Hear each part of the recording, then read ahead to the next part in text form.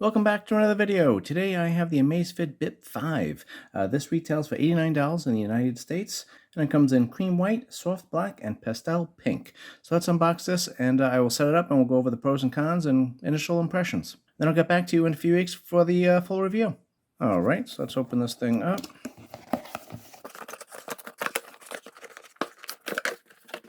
And, okay, so typical Amazfit bare bones kind of presentation. The watch comes in a baggie.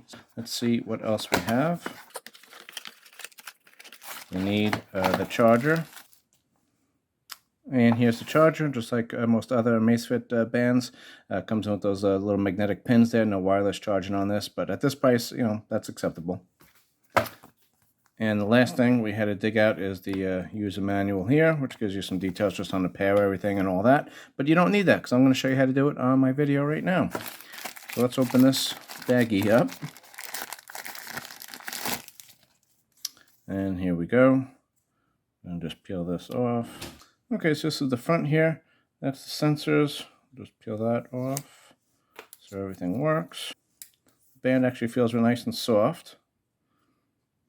A couple of initial impressions here. You do have the 22mm bands with a quick release, so there's no patented thing. Any standard 22mm band will work on here, just like most other Amazfit products. That's great. Another big plus here, it does have a microphone, but it also does have a speaker here, so this could actually take calls.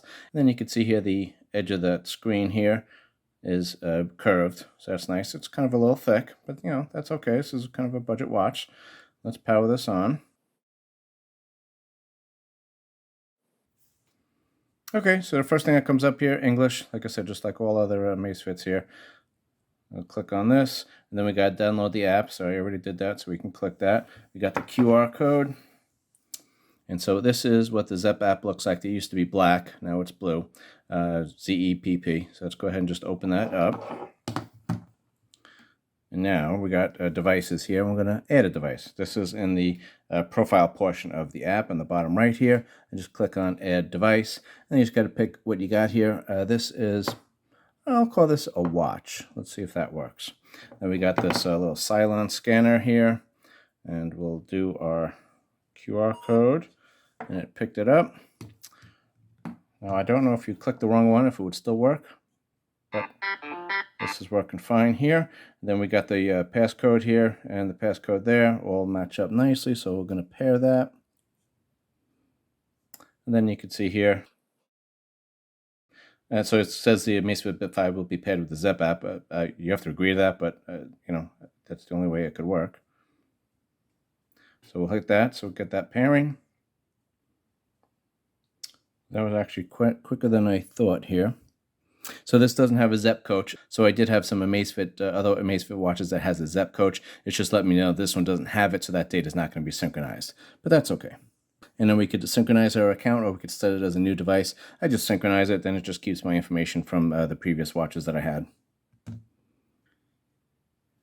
And it's done. That was actually quicker than I thought. Usually there's a software update or some other stuff going on there, but came right out of the box, pretty up to date. So I'll show you how to do this, and we'll just hit done on this. Actually, I spoke too soon. So here is the download here. I'll just fast forward all this. It says 10 minutes for this download, but I think it takes like 5 or 6 minutes, but I'll let this go, and then I'll just get to the end. So after the software downloaded on the phone and the watch, then I got this error message here.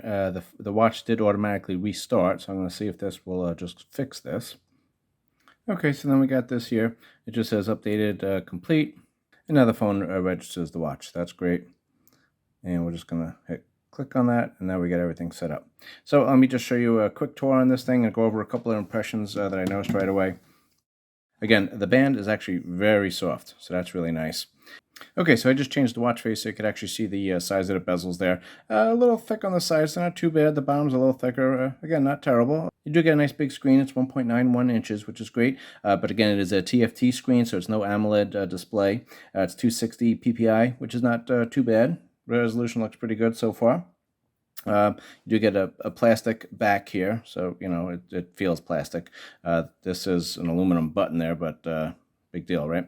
So the screen is tempered glass, which is something I really don't like about an Amazfit. This can scratch very easily and can crack very easily, so you might want to get a protector on there. But again, it is a curved display, so you have to make sure the screen protector is made for this watch. A generic one may not go on there very well. Now, like other Amazfit bands and watches, this one promises 10 days of battery life. I'll test that out. It is IP68 rated, which is great. So Amazfit threw in a couple of features here and took out some features that maybe some people liked, to get it at the right price point. But I think they picked pretty good with the features. So this does have a built-in GPS, so you can take this for exercising, and you don't need to bring your phone with you, which is nice. Again, it does have the microphone and speaker, so you can make phone calls on this, take phone calls, make phone calls. There's an app here that you could call out on this.